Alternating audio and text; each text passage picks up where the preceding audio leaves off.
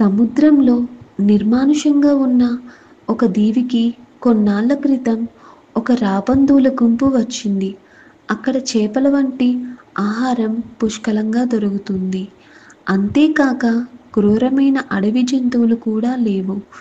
రాబందులు ఇంతకు ముందెన్నడూ అనుభవించని సుఖవంతమైన జీవితాన్ని గడుపుతున్నాయి. ఆ గుంపులోని యువ రాబందువులు అక్కడే శాశ్వతంగా ఉండాలని అనుకున్నాయి.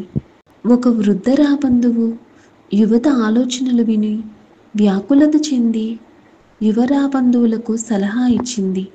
చాలా రోజుల నుంచి ఈ దీవిలో ఉన్నాం. ఇప్పుడు మనం అడవిలోకి వెళ్ళిపోవాలి. సమస్యలు లేని సుఖమైన జీవితాన్ని గడుపుతున్నాం. మనం మన అడవుల్లోకి వెళ్ళిపోవాలి. సమస్యలు లేని సుఖమైన జీవితాన్ని గడుపుతున్నాం. సమస్యలను ఎదుర్కొనే శక్తిని కోల్పోతున్నాం.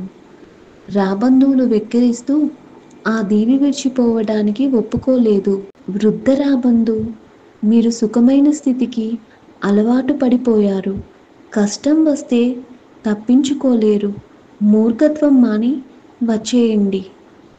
రాబందువులు అన్నీ ముసలి రాబందు మాటలు పెడచెవిన పెట్టాయి. చేసేదేమీ లేక ఒక్కతే వెళ్ళిపోయింది. కొన్ని నెలల తర్వాత ముసలి రాబందు ఈ దీవిలో రాబందులు ఎలా ఉన్నాయో చూడడానికి వచ్చింది. గాయపడ్డ రాబందులు, చచ్చిన కళేబరాలు కనిపించాయి.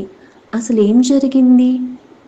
మీరెళ్ళిన తర్వాత కొంతకాలం అంతా బాగానే ఉంది. ఒకరోజు ఒక పడవ దీవిలో చిరుత పులులను వదిలిపోయింది. మొదట్లో అవి మమ్మల్నేం చేయలేదు.